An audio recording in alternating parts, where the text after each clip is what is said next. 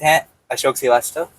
Mister Ashok Srivastava DD news के chief editor हैं और आज हम उनका इंटरव्यू लेने आए हैं। सर, तो मेरा पहला सवाल स्ट्रेट फॉरवर्ड होगा कि आज के मीडिया पे आपका क्या कमेंट है? देखिए, आज का मीडिया वैसे तो आप इसको कह सकते हैं दो हिस्सों में बटा हुआ है, पूरी तरह से दो धड़ों में बटा हुआ है। तो कई लोग इसको कहते हैं कि बड़ा खराब है मीडिया, दो धड़ों में बटा हुआ है, गुटबाजी हो गई है मीडिया में। लेकिन मैं ये कहता हूँ कि ये मीडिया में गुटबाजी नहीं है, मीडिया का डेमोक्रेटाइजेशन है। मैं इसलिए कहता हूँ क्योंकि मीडिया पहले, अगर आप मान लीजिए, एक गुट का था। छोड़ दीजिए, मैं आपको 60s 70s की बात नहीं कर रहा हूँ, लेकिन मैं 80s से कह रहा हूँ। 80s से भारत का मीडिया, 80s से जो भारत का मीडिया जो मैंने देखा, वो एक बायसनेस था। और वो बायसनेस जो है वो एक आइडियोलॉजी के प्रति एक बायसनेस था। तो वो अब क्या है कि 2012 के बाद वो जो आइडियोलॉजी के प्रति एक बायसनेस था, क्योंकि लेफ्ट जो लीनिंग पत्रकार हैं उनका डोमिनेंस था हमारे उसमें। तो एक अलग तरह की, हमको पत्रकारिता में हमेशा एक अलग तरह का एजेंडा देखने को मिलता था। जैसे मैं अगर आपको इसको समझाने के लिए उदाहरण देना चाहूँ तो जम्मू कश्मीर का उदाहरण ले लीजिए। जम्मू कश्मीर में आज आप देख रहे हैं, अभी जम्मू कश्मीर में जब भारत जब चैंपियंस ट्रॉफी जीता, तो कश्मीर के अंदर जो इंडियन वॉइसेस थी वो निकल कर आई, वो लोग सेलिब्रेट कर रहे थे, वो लोग वहाँ पर पटाखे फोड़ रहे थे, भारत की जीत का जश्न मना रहे थे। लेकिन जम्मू कश्मीर में एक ऐसा दौर भी था जब भारत की जीत पे नहीं, पाकिस्तान की जीत पे पटाखे फूटते थे, और उसको कश्मीर की आवाज बताता था मीडिया, भारत का मीडिया। तो वो एक बायसनेस था, एक लेफ्ट लीनिंग मीडिया का। मैं मानता हूं 2012 के बाद एक और मीडिया है जिसको आप नेशनलिस्ट मीडिया कह सकते हैं। तो उसके आने के बाद क्या है कि आप दो धड़ों में मीडिया बटा। तो मैं इसको फिर कह रहा हूँ डेमोक्रेटाइजेशन है, क्योंकि अगर आपको एक तरफ की पहले खबर मिलती थी, अब आपको दोनों तरफ की खबर मिल रही है, दोनों तरफ का वर्जन मिल रहा है। तो इसलिए मुझे लगता है कि ये मीडिया सही रास्ते पर, और इसमें सोशल मीडिया भी क्योंकि अब आ गया है, तो सोशल मीडिया आने के बाद कोई ये भी नहीं कह सकता कि उसकी आवाज दबाई जा रही है। अगर किसी को आप चैनल से निकाल दोगे लेकिन उसकी आवाज नहीं दबा सकते। उसके पास अपना प्लेटफॉर्म खड़ा करने का जरिया है, और अपना प्लेटफॉर्म खड़ा करके बहुत सारे ऐसे यूट्यूबर्स हैं, बहुत सारे ऐसे कंटेंट राइटर हैं जो किसी चैनल की नौकरी से ज्यादा कमा रहे हैं। तो मुझे लगता है कि आज के दौर में मीडिया जितना आजाद है और जितना डेमोक्रेटाइजेशन है, उतना इससे पहले कभी नहीं था। क्या आपको लगता है कि सरकार मीडिया को लेके एक तरफा हो गई है? क्या आवाज दबाने की कोशिश की जा रही है आज के युग में? देखिए, ये सवाल अक्सर पूछा जाता है, लेकिन सवाल ये है कि ये सवाल आज का नहीं, ये सवाल हर दौर का है। ये तो हर दौर में होता है। कौन सी सरकार जो है मीडिया को मैनेज करने की कोशिश नहीं करती? कौन सी सरकार मीडिया को दबाने की कोशिश नहीं करती? इसकी शुरुआत तो नेहरू जी के ज़माने से हुई थी। नेहरू जी ने जो पहला कॉन्स्टिट्यूशन अमेंडमेंट किया था, वो मीडिया की आवाज़ दबाने के लिए किया था। तो ऐसा नहीं है कि सरकारें करती नहीं। देखिए, सरकारों का काम क्या होता है, या सरकारें क्या, मैं कहता हूँ अगर आप कंपनी को ले लो, एक तरफ सरकार ले लो, एक तरफ कंपनी ले लो। कंपनियां क्या करती हैं? कोई से बड़ी कंपनी अपना एक पीआर एजेंट रखती हैं, पीआर मैनेजर रखती है। और पीआर मैनेजर का काम क्या होता है? पीआर मैनेजर का काम होता है कंपनी की अच्छी खबरों को बढ़ा चढ़ा के छपवाना, और जो कंपनी के जो ऐसी खबरें जो कंपनी की रेपुटेशन को डाउन कर रही हैं, उनको मैनेज करना।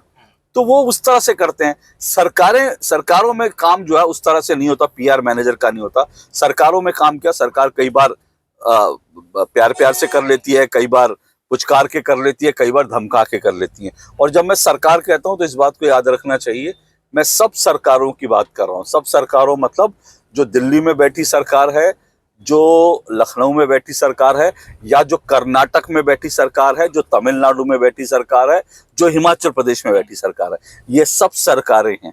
और इन सब का काम करने का तरीका अपनी अपनी तरह से है। लेकिन मैं उसके बावजूद एक बात, क्योंकि मैं डीडी न्यूज़ में काम करता हूं, मैं एक बात जरूर कहूंगा। मुझे डीडी न्यूज़ में 22 साल हो गए। मैं एक बात कहूंगा कि इस सरकार में दूरदर्शन को जितनी आज़ादी मिली है, दूरदर्शन को जितना खुल के काम करने का, डीडी न्यूज़ को करने का काम, खुलकर काम करने का मौका मिला, वो पहले नहीं था। पहले विपक्ष की आवाज़ दबा दी जाती थी, हमारे यहाँ विपक्ष की आवाज़ होती ही नहीं थी। आज हम विपक्ष को भी बुलाते हैं, उसको भी अपनी बात कहने का मौका देते हैं। तो ये ओवरऑल मैं मानता हूँ मीडिया की आज की संदर्भ में जो आपने कहा। अगर मैं आपसे कहूं कि गोदी मीडिया और व्हाट्सएप यूनिवर्सिटी जो फिनोमिना कहा जाता है लेफ्ट के द्वारा, उसको आप किस नजरिए से देखते हैं? देखिए, मैं ये मानता हूँ कि गोदी मीडिया, मैंने ये बात बहुत बार कही है, गोदी मीडिया, बल्कि ये जो है शब्द जो है ना, कुछ फ्रस्ट्रेटेड लोगों के देन है गोदी मीडिया। जो लोग 2014 से पहले एक अलग तरह का पैट्रनेज एंजॉय कर रहे थे सरकार के द्वारा। तो वो लोग खुद सरकार की गोदी में बैठे हुए थे।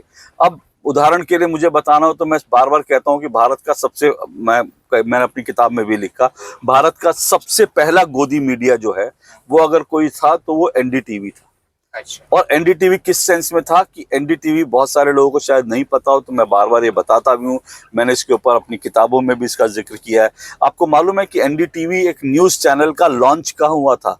चैनल की लॉन्च पार्टी प्रधानमंत्री उस वक्त जो है, प्रधानमंत्री जो शायद आई के गुजराल थे, कौन थे, भारत के प्रधानमंत्री के ऑफिशियल घर के ऊपर आप न्यूज चैनल को लॉन्च कर रहे हैं। इससे बड़ी गोदी क्या हो सकती है? एनडीटीवी वहां लॉन्च हुआ था।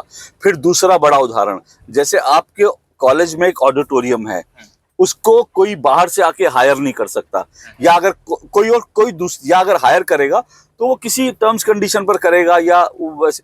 लेकिन क्या राष्ट्रपति भवन का ऑडिटोरियम हायर कर सकते हैं आप लोग? आपने अपने ऑडिटोरियम में प्रोग्राम किया, आप कहें कि मैं राष्ट्रपति भवन को पैसे दे दूंगा, मैं हायर कर लेता हूँ, नहीं कर सकते। राष्ट्रपति भवन के ऑडिटोरियम को आप कोई नहीं हायर कर सकता। लेकिन एनडीटीवी ने राष्ट्रपति भवन के अंदर अपना प्राइवेट इवेंट ऑर्गेनाइज किया था।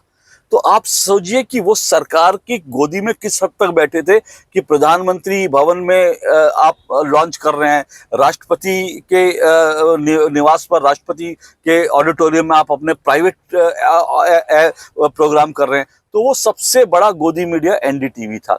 और उसी से कुछ लोग जो निकले वो फ्रस्ट्रेशन में अब दूसरों को गोदी मीडिया कहते हैं, क्योंकि 2014 के बाद उनको दरअसल गोदी मिल नहीं रही है। वो जिस गोदी में बैठे हुए थे वो गोदी से अब वो गोदी रही नहीं, तो वो दूसरों को गोदी मीडिया इस तरह से कहते हैं। फ्रस्ट्रेशन है उनकी, मेरा मानना है।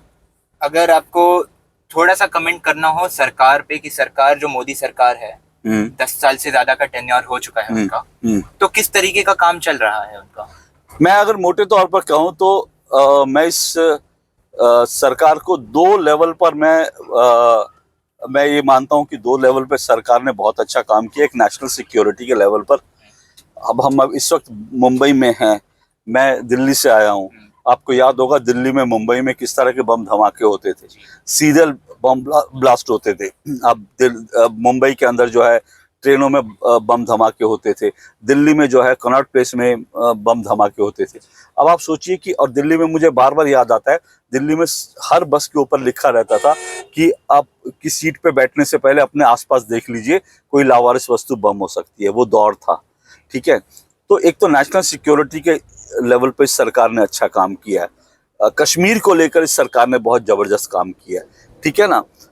लेकिन मैं मानता हूं कि थोड़ा ब्यूरोक्रेसी को कंट्रोल करने में, क्योंकि ब्यूरोक्रेसी को जितना कंट्रोल करना चाहिए था, मुझे लगता है ब्यूरोक्रेसी को कंट्रोल करने में, या फिर करप्शन को अभी नीचे के लेवल पर कंट्रोल करने में, या मिड लेवल पर भी उतनी कामयाबी अभी नहीं मिली है। क्योंकि ये ठीक है, डीबीटी जैसी योजनाएं हैं जिसके कारण लोगों के खाते में सीधा पैसा जा रहा है। अब ऐसा नहीं होता कि दिल्ली से 1 रुपया चलता तो 85 पैसे। लेकिन क्या है कि सख्ती बढ़ने के कारण जो लोग अपनी जगह पे बैठे हैं, वो लोग सख्ती बढ़ने के कारण उन्होंने कमाई के अपने रेट ज्यादा बढ़ा दिए। तो वो जो करप्शन है, और वो करप्शन हर जगह दिखता है। मतलब मैं ये कहता हूँ, आप सोचिए कि कोर्ट में भी, आप अदालत में भी जाएंगे तो जज साहब के नीचे बैठा जो रजिस्ट्रार है वो तक आपको पैसे लेके अगली डेट देता है। तो ये जो करप्शन है ना, और इसके लिए मैं ये मानता हूँ मोटे तौर पर ना, ये देखिए प्रॉब्लम इसमें सरकारों से ज्यादा हम हिंदुस्तानियों की है। हम लोगों के खून में करप्शन घुस गया। हमको जहां मौका मिलता है, जिसको जहां मौका मिलता है, वो करप्शन के लिए काम करता है। तो ये एक समस्या है जिसे मुझे लगता है सरकार को डील करना चाहिए। और बाकी जैसे मैंने बताया, दो स्तर पे, लेवल पे मुझे लगता है सरकार ने बहुत अच्छा काम किया। जी, अगला सवाल मैं आपसे ये करना चाहूंगा कि कुछ लोग जो वो होते हैं, कहते हैं कि हमें फर्क नहीं पड़ता देश में क्या चल रहा है, हम न्यूज से हमें फर्क नहीं पड़ता, न्यूज बहुत नेगेटिव होती है। उनके लिए आप क्या सलाह देना चाहेंगे?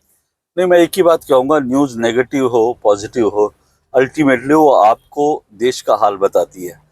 ये ठीक है कि न्यूज़ में एजेंडा भी होता है, पत्रकारों का एजेंडा भी होता है, लेकिन ओवरऑल जो है आपको मालूम होना चाहिए आपके देश में क्या हो रहा है। अगर आप अवेयर नहीं होंगे तो आप अच्छे नागरिक कैसे बनेंगे?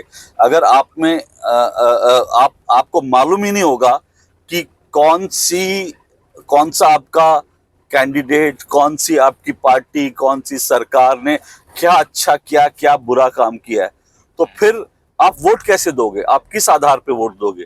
और आप ये भी कह सकते हो वोट नहीं दोगे, तो अगर आप वोट नहीं दोगे तो मुझे लगता है आप अच्छे नागरिक नहीं हो। तो इसलिए मुझे लगता है अच्छे नागरिक बनने के लिए आपको अपने आसपास जो हो रहा है वो आपको पता होना चाहिए। इसलिए न्यूज़ से आपको जुड़ना चाहिए, भले ही थोड़े समय के लिए, लेकिन आपको न्यूज़ एंड व्यूज़ से की जानकारी आपको होनी चाहिए। अगर आप सलाह कर देना चाहें जो युवा पत्रकार बनना चाहते हैं, जो पत्रकारिता की फील्ड में जाना चाहते हैं, तो आप उनको क्या सलाह देंगे?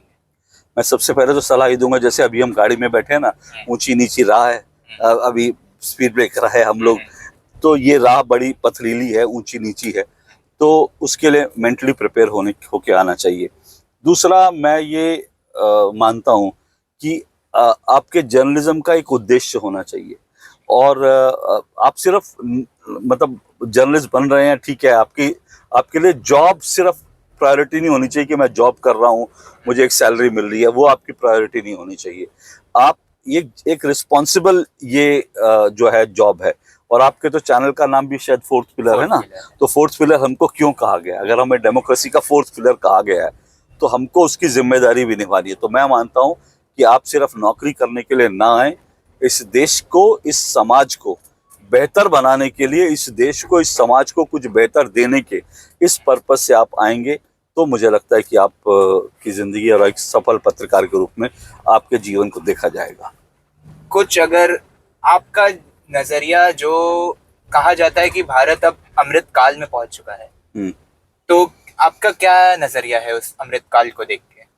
देखिए, भारत दुनिया में तरक्की कर रहा है, आगे बढ़ रहा है, इसमें कोई दो राय नहीं, लेकिन हम इससे भी नहीं मुंह मोड़ सकते कि भारत की अपने चैलेंजेस भी हैं, और चैलेंजेस वैसे तो हर दौर में होते हैं, लेकिन मैं मानता हूं कि भारत के चैलेंजेस अलग तरह के हैं, क्योंकि इतने डाइवर्सिटी है यहाँ पर, लैंग्वेज की डाइवर्सिटी है, इतने एथनिक यहाँ पर अलग अलग तरह के लोग हैं, यहाँ पर जो है इतना बड़ा देश है, तो वो जो चैलेंजेस हैं, इतनी बड़ी पॉपुलेशन है, दुनिया की सबसे बड़ी पॉपुलेशन मेरे ख्याल से अब हम हो गए हैं, हो जाएंगे थोड़े दिन में, तो इतनी बड़ी पॉपुलेशन है, इसको केटर करना, इसको और दुर्भाग्य की बात है कि इतनी बड़ी जो पॉपुलेशन है, उस पॉपुलेशन के अंदर मैं हमेशा से मानता हूं कि हिंदुस्तान में दो चीजों की बड़ी प्रॉब्लम है, एक डिसिप्लिन और एक ईमानदारी।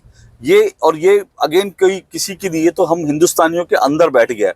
अब जैसे छोटी सी बात बता दूं, हम लोग अगर रेड लाइट हमको दिख जाती है तो हमें लगेगा अगर पुलिस वाला नहीं है तो हम क्रॉस कर जाएंगे, और पुलिस वाला तो ये नहीं, हमको इसके तो क्योंकि हम अंदर से ये इतनी ईमानदारी नहीं है कि रेड लाइट है तो हम रुकें।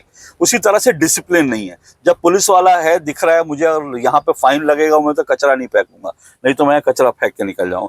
ये दो चीजें, तो इस तरह से मैं मानता हूँ चुनौतियां बहुत हैं किसी भी सरकार के सामने, तो वो चुनौतियों से अगर हम पार पाएंगे तो हम अमृतकाल की तरफ बढ़। अमृतकाल मतलब क्या है? 2047 में भारत को एक विकसित देश बनाना है, तो हम विकसित देश तब बन पाएंगे जब हम लोग, हमारे नागरिक डिसिप्लिन होंगे, हमारे नागरिक अंदर से ईमानदार होंगे, अपनी अपनी जिम्मेदारी का निर्वहन करेंगे। वरना सरकार का काम है, सरकार अपना काम करती है, सरकार अपनी जिम्मेदारी का पालन करेगी, लेकिन नागरिकों की इसमें भागीदारी का बहुत इंपॉर्टेंट रोल है, वो होनी चाहिए, तब मुझे लगता है हम वास्तव में विकसित देश जो बन पाएंगे। जी, आपकी बात से मैं पूरा सहमत हूँ। और ये तो रही अपने देश की बात, थोड़ा विदेश अंतर्राष्ट्रीय बात स्तर पे करें। आपका इतना अनुभव होने के कारण मैं आपको दिल्ली की आवाज़, माने मैं आपको पूरे मीडिया की, जैसे मैं भारत के मीडिया की बात कर रहा हूँ, तो मैं आपको उसकी आवाज़ मानते हुए मैं आपसे ये पूछना चाहूँगा, जो अभी ये फिनोमिना चल रहा है the Asian state of mind, कि भारत आगे नहीं बढ़ रहा है, पूरा एशिया आगे बढ़ रहा है भारत की वजह से, जिससे यूरोप, यूएसए, रशिया तो साथ में है, जैसे यूएसए और यूरोप को तकलीफें हो रही हैं, तो उस पे आपका और मीडिया जगत का, भारत का क्या नजरिया है?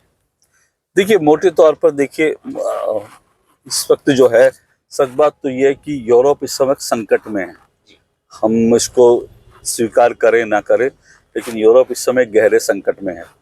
अभी मैं सुबह, जब मैं आया तो मुझे एयरपोर्ट पर एक व्यक्ति मिले जो 25 साल से फ्रांस में रह रहे हैं, बॉम्बे के निवासी थे हैं वो, तो उन्होंने मुझे, तो ऐसे ही मैंने पूछा, मैंने कहा कैसे फ्रांस के? बोले, उन्होंने कहा फ्रांस की हालत बहुत ख़राब है, जैसे हम लोग 2010 में 2008-9-10 में जिस तरह से हम लोगों की उस तरह का फ्रांस की स्थिति हो गई है, और मैं सोच रहा हूँ कि फ्रांस छोड़कर अब वापस इंडिया आ जाऊं। तो ये देखिए टाइम तो बदल रहा है, एशिया की सदी है, एशिया जो है डोमिनेट कर रहा है, एशिया ग्रो कर रहा है। भारत और चीन जो है इस एशिया का हिस्सा है, दो सबसे ज्यादा तेजी से बढ़ने वाली बड़ी अर्थव्यवस्थाएं। तो इसलिए यूरोप को तो अपने आप को देखना पड़ेगा कि यूरोप क्या और एशिया का ये समय है, इसमें कोई दो राय नहीं। लेकिन मैं मानता हूँ एशिया का तो समय है, इसको भारत का समय बनाना है ना। जी मतलब हम भारत की वजह से एशिया, हाँ अभी भी एशिया में बहुत बड़ी हिस्सेदारी भारत की है, लेकिन इक्वली चाइना भी वहां पर खड़ा है ना। तो हम तो ये चाहते हैं कि एशिया में भारत डोमिनेट करे, भारत लीड ले, और सिर्फ एशिया में क्यों, पूरी दुनिया में लीड ले। जी, तो धन्यवाद अशोक थैंक यू। जी। मैं यहाँ पे इस सेगमेंट को विराम देना चाहूँगा। हमारे साथ थे अशोक श्रीवास्तव जी, धन्यवाद आपका। Thank you.